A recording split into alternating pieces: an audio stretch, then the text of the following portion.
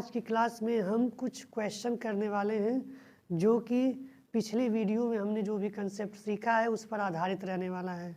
तो चलिए हम क्वेश्चन को शुरू करेंगे, लेकिन उससे पहले कुछ 2-3 छोटे छोटे कंसेप्ट जान लेते हैं।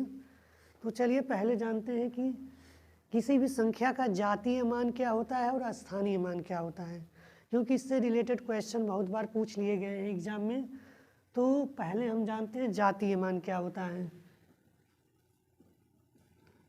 जातीय मान, जिसे इंग्लिश में हम लोग कहते हैं लोकल वैल्यू।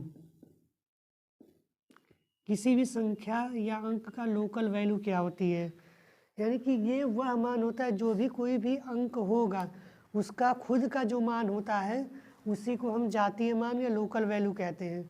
जैसे मान लीजिए हम कोई एक संख्या ले लेते हैं 541। इसमें हम जानते हैं कि पहले 4 का लोकल वैल्यू क्या होगा। तो 4 का अपना खुद का मान क्या होता है, 4 होता है। 1 का क्या होता है, 1 ही होता है। 5 का क्या होता है, 5 ही होता है। यानी कोई भी संख्या है उनमें जो अंक लिख दिए गए हैं उनका जो खुद का मान होता है वही उसका जातीय मान कहलाता है। स्थानीय मान, इसको कहते हैं प्लेस वैल्यू। किसी भी संख्या में अंक का जो स्थान होता है उसकी वजह से अंक में जो परिवर्तन होता है, अंक का जो मान निर्धारित होता है उसी को स्थानीय मान यानी प्लेस वैल्यू कहते हैं।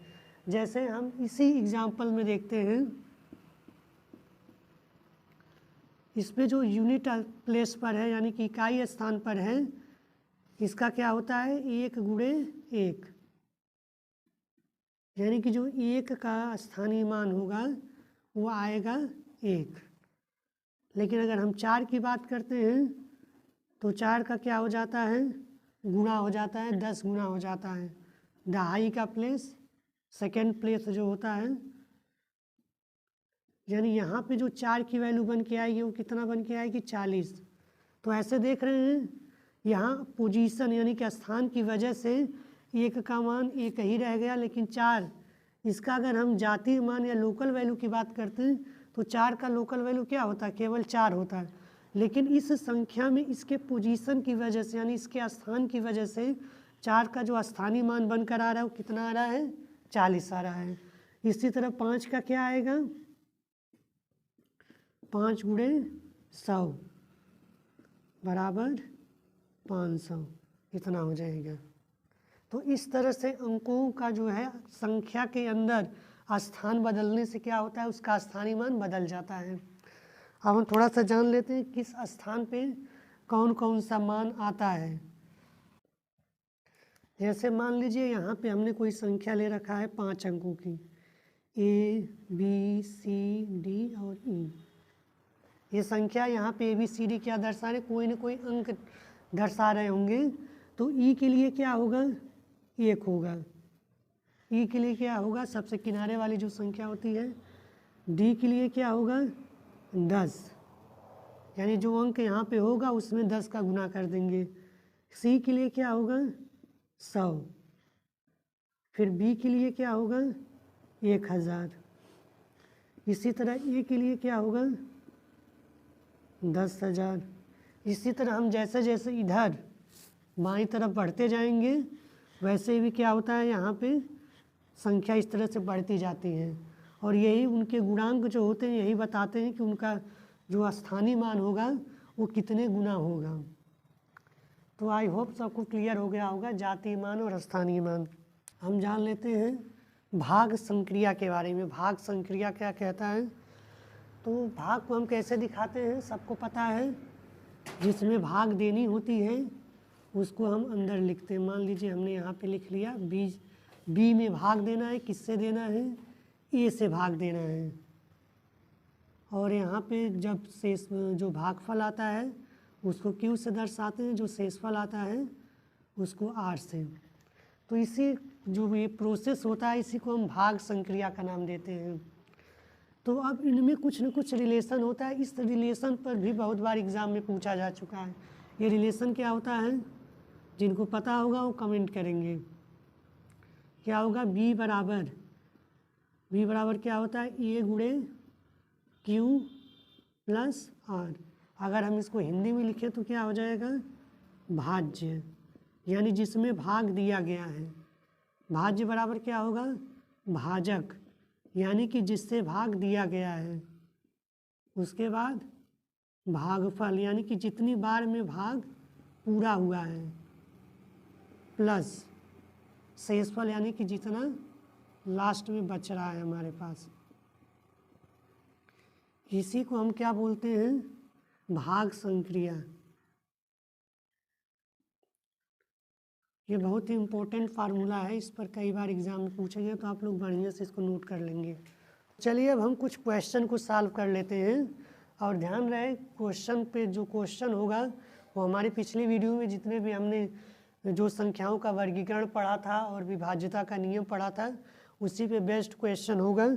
चलिए पहला क्वेश्चन आपकी स्क्रीन पर दिख रहा होगा। कह रहा है कि ये जो संख्या दिया हुआ है इसमें अंक जो 6 है उसका आपको क्या बताना है, जातीय मान बताना है। आप लोग जल्दी से कमेंट करेंगे। अभी डिस्कस हुआ था जातीय मान क्या होता है।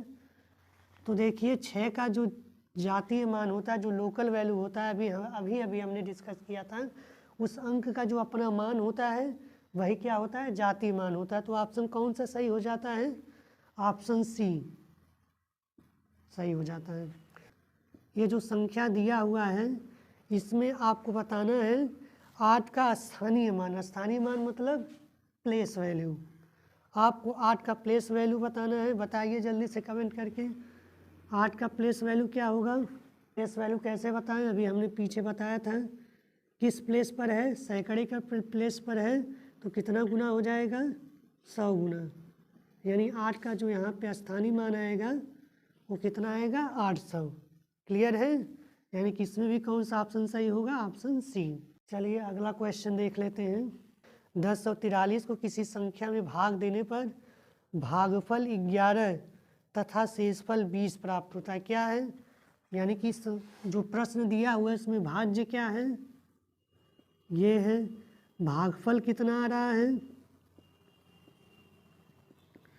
भागफल आ रहा है 11 और शेषफल कितना आ रहा है,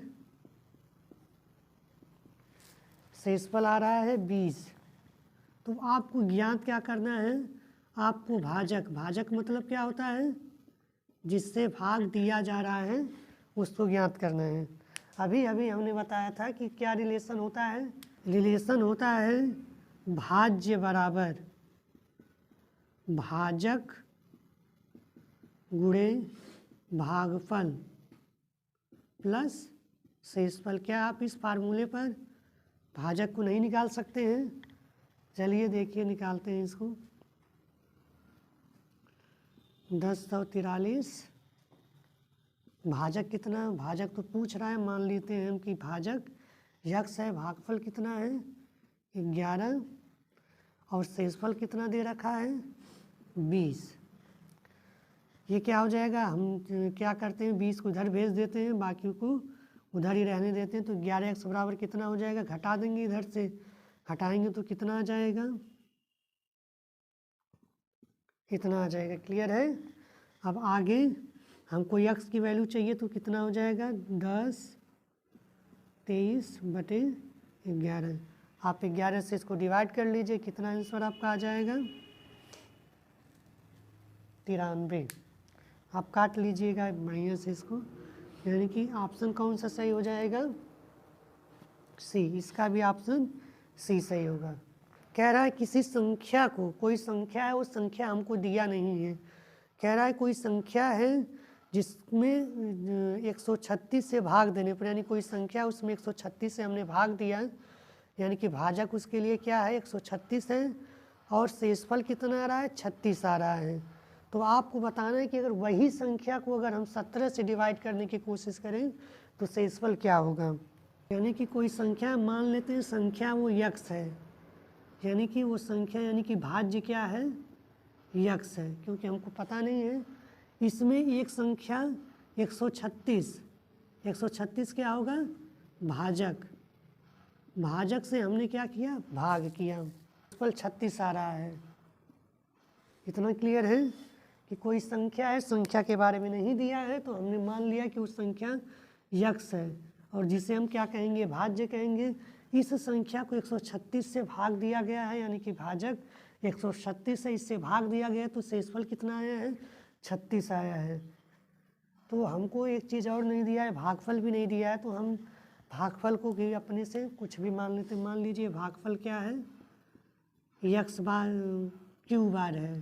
देखिए अगर हम भाग संक्रिया के रिलेशन पर इसको रखते हैं तो यक्स का जो भाज्य है उसका मान कितना बनकर आएगा, यक्स बराबर 136 गुणे क्यू प्लस 36, 17 गुणे 8 क्यू प्लस 36 को क्या लिख सकते हैं, क्या हम इसको इस तरह नहीं लिख सकते हैं, 34 प्लस 2, इतना लिखा जा सकता है। सभी को क्लियर है। हम यहाँ 17 क्यों ला रहे हैं, क्योंकि हमको 17 से भाग करना है। जब भी ऐसे क्वेश्चन पूछता है तो लास्ट में जिस संख्या से भाग देने के लिए कहता है या जिस संख्या से भाग देने के बाद शेषफल पूछता है, हम जो ये वाला पोर्शन होता है इसमें उस संख्या का पहले गुणनखंड कर लेते हैं कि क्या वो संख्या कट रही है। तो हम देखते हैं 136 जो है 17 गुणे 8 यानी 8 बार में कट जाएगा, तो इसको क्या लिख सकते हैं, 17 गुणे 8 क्यू प्लस 34। यहाँ 36 को केवल हम डिवाइड कर रहे हैं 34 प्लस 2 में। अब क्या हम 17 यहाँ से बाहर कर सकते हैं, देखिए बाहर करिए, यहाँ से इसको क्या बचेगा, 8 क्यूब प्लस 2 प्लस 2। क्लियर है। ये तो आ गया यक्स बराबर। इसको देखिए यहाँ पे क्या दिया हुआ है, 17 का गुणांक दिया हुआ है। तो अब हमको क्या पता है, भाज्य बराबर क्या होता है, भाजक गुणे भागफल प्लस शेषफल, इतना होता है। तो यहाँ से क्या हो जाएगा, हम अगर तुलना करें, यहाँ से कंपैरिजन करें तो भाजक इस कंडीशन में क्या है, 17 है, भागफल क्या है, ये है, और शेषफल क्या है, 2 बन रहा है। यानी कि इस कंडीशन में अगर जब भी हम 17 से भाग देंगे तो क्या बचेगा, शेषफल 2 बचेगा। तो ऑप्शन कौन सा सही होगा, ऑप्शन बी। अगला क्वेश्चन कह रहा है कि सबसे छोटी अभाज्य संख्या कौन सी है। तो आप लोग बता सकते हैं, कमेंट करके बताइए सबसे छोटी अभाज्य संख्या कौन सी होगी। 3 क्या है, एक अभाज्य संख्या है, इसके केवल 2 गुणनखंड हैं, एक 3 है और एक 1 है। अगर सरल शब्दों में कहें तो वो संख्या अभाज्य होती है जो केवल और केवल 1 से कटे और अपने आप से कटे, तो ऐसी संख्या को क्या कहते हैं, अभाज्य संख्या कहते हैं। तो ऑप्शन आपको क्या दिया हुआ है, पहले ऑप्शन में दिया हुआ है 0, दूसरे में 1, सी, फिर सी वाला ऑप्शन है 2 और डी वाला है 4। तो कौन सा हो जाएगा यहाँ पे, ऑप्शन सी सही होगा। क्यों, क्योंकि 0 क्या होता है, 0 का केवल अपना एक ही गुणनखंड होता है 0, और 1 का क्या होता है, केवल अपना गुणनखंड 1 होता है, और जो 2 होता है उसका भी गुणनखंड केवल 2 होता है, 1 भी होगा और खुद की संख्या वो 2 ही होती है। अगर हम 4 की बात करते हैं तो 4 का क्या हो जाता है, 2 भी हो जाएगा, 1 भी हो जाएगा और 4, यानी इसके कितने गुणनखंड हो जाएंगे, 3। तो इस तरह से ऑप्शन कौन सा सही होगा, केवल 2 सही होगा। क्लियर है। 70 से छोटी अभाज्य संख्याएं कितनी हैं उनको आपको बताना है। किससे, 70 से छोटी संख्याएं चाहिए आपको, 70 से छोटी संख्याएं जो कि क्या हो, अभाज्य हो। अभाज्य संख्याएं कौन सी होती हैं, जिनके केवल 2 और 2 गुणनखंड हो। तो हम एक बार लिखते हैं सभी अभाज्य संख्याओं का। सबसे छोटी अभाज्य संख्या कौन सी होती है, 2, ये इम्पोर्टेंट है, आप हमेशा इसको याद रखेंगे कि सबसे जो छोटी संख्या होती है अभाज्य संख्या वो हमेशा 2 होती है। तो हम आगे बढ़ते हैं, 2 के बाद क्या आएगा, 3, 5, 7, उसके बाद 11, 13, 13 के बाद 14, 15, 16 सभी कटती हैं। उसके बाद 17 हो जाएगा, 19 हो जाएगा, उसके बाद 23 हो जाएगा, 23 के बाद कौन होगा, 24, 25, 26, 27, 28 ये सभी संख्याएं कटती हैं। 29 नहीं कटता है। 29 के बाद 31, 31 के बाद क्या हो जाएगा? 32, 33, 34, 35, 36 इसके बाद 37 आएगा, क्योंकि बाकी जितनी संख्याएं हैं वो कट जाती हैं तीसरी संख्या से, यानी 2 से अधिक गुणनखंड होते हैं। उसके बाद 41 होगा, 43 होगा, 44, 45, 46, 47 हो सकता है, क्योंकि इसका भी केवल 2 गुणनखंड होते हैं। इसके बाद 48 भी कटता है, 49, 50, 51, 53 नहीं कटता है, 52 कट जाता है। उसके बाद 54, 55, 56, 57 ये भी कट जाते हैं। क्या बचेंगे? 59 नहीं कटता है, 60 कट जाएगा, 61 नहीं कटेगा। 61 के बाद 62, 63, 64, 65, 66, 66 तक भी संख्याएं सभी कट जाते हैं। उसके बाद बचता है 67। ये सभी संख्याएं कहाँ तक लेनी है? 70 से छोटे तक लेनी है। तो 67 के बाद क्या आता है? 68 और 69 ये दोनों कटते हैं, तो हम इन दोनों को नहीं लेंगे, केवल 67 से जाएंगे। अब हम सबको क्या कर लेते हैं? काउंट कर लेते हैं। 1, 2, 3, 4, 5, 6, 7, 8, 9, 10, 11, 12, 13, 14, 15, 16, 17, 18 और 19 यानी कुल कितनी संख्याएं हमारे पास उपलब्ध हैं? 19। 70 से छोटी कितनी अभाज्य संख्याएं होती हैं? 19। ऑप्शन कौन सा सही हो जाएगा? ऑप्शन नंबर सी सही है। अगला क्वेश्चन क्या कह रहा है? 17 तक की सभी अभाज्य संख्याओं का आपको क्या बताना है? योग बताना है, यानी कि 17 तक की बताना है। 17 तक की अभाज्य संख्याएं। तो जल्दी से आप लोग कमेंट करेंगे कौन कौन सी संख्याएं आएंगी 17 तक की अभाज्य संख्याएं। सबसे छोटी 2 होती है, 2। उसके बाद सबको हमको जोड़ते हुए चलना है। 2 के बाद क्या आएगा? 3, 3 के बाद 5, 5 के बाद 7, 7 के बाद कितना हो जाएगा? 11, 11 के बाद 13, 13 के बाद कोई संख्या बनेगी? सबसे लास्ट वाली संख्या बनेगी 17। तो इसको हम क्या करेंगे? जोड़ लेंगे। जोड़ने के बाद कितना आएगा? जोड़ के जल्दी से बताइए। टोटल कितना हो जाएंगे? 58। अगला क्वेश्चन क्या कह रहा है? बताइए 110 और 120 के बीच कितनी अभाज्य संख्याएं होंगी?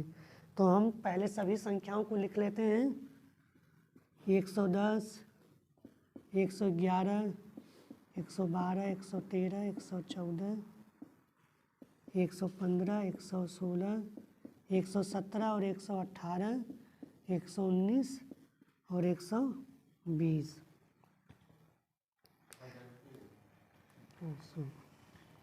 120। अब इस संख्याओं में हमको क्या करना है? देखना है कि कौन सी अभाज्य होंगी। तो अभाज्य की परिभाषा हमने क्या बताया कि जो केवल अपने से कटे और एक से कटे। तो आप ऐसा नहीं कि आप सभी बारी बारी संख्याओं को जाएंगे काट काट के चेक करने, आपको बस विभाज्यता का नियम चेक करना है। तो यहाँ से आप देख रहे हैं कि तुरंत आपको ये पता चल जाएगी कि ये नहीं हो सकता, क्योंकि 0 आ गया, 5 से कटेगा, ये भी नहीं हो सकता, ये भी नहीं हो सकता, 118 भी नहीं हो सकता, 116 और 120 ये सब तो देखते ही कैंसिल हो जाएंगे, क्योंकि ये सब क्या है? 2 से कटने वाली संख्याएं हैं, 5 से भी कटेगी। और यहाँ पे देखिए 3 हो रहा है इनका योग, यानी ये 3 से भी कट जाएगी, तो ये भी अभाज्य संख्या नहीं होगी। 115 लास्ट में 5 आया है, यानी 5 से विभाज्य होगा, ये भी नहीं रहेगा। और यहाँ देखिए इसका भी योग कितना हो रहा है? 9 हो रहा है, जो कि 3 से भी कटेगा, 9 से भी कटेगा, तो ये भी अभाज्य संख्या नहीं बन सकती और ये भी नहीं बनेगी। फिर यहाँ आप देखिए ये वाली जो संख्या है 113, यही क्या होगी? अभाज्य होगी, क्योंकि 113 का गुणनखंड केवल 1 और वो खुद संख्या होती है। तो ऑप्शन कौन सा सही हो जाएगा? 1, पहला ऑप्शन, जिसमें संख्या क्या होगी? केवल एक ही संख्या इनके बीच बचेगी जो अभाज्य होगी। क्लियर है सबको? अगला क्वेश्चन क्या कह रहा है कि एक संख्या दिया हुआ है। संख्या किस तरह से दिया हुआ है? एक y क्या यहाँ पे दर्शा रहा है? कोई अंक है। ये एक संख्या दिया हुआ है जहाँ पर y सब क्या है? एक अंक है। तो ये पूरी की पूरी संख्या क्या हो रही है, 11 से विभक्त हो रही है। तो आपको y की वैल्यू निकालनी है। ये पूरी संख्या किससे डिवाइड हो रही है, 11 से। तो आपको 11 का विभाज्यता का नियम पता है, क्या होता है,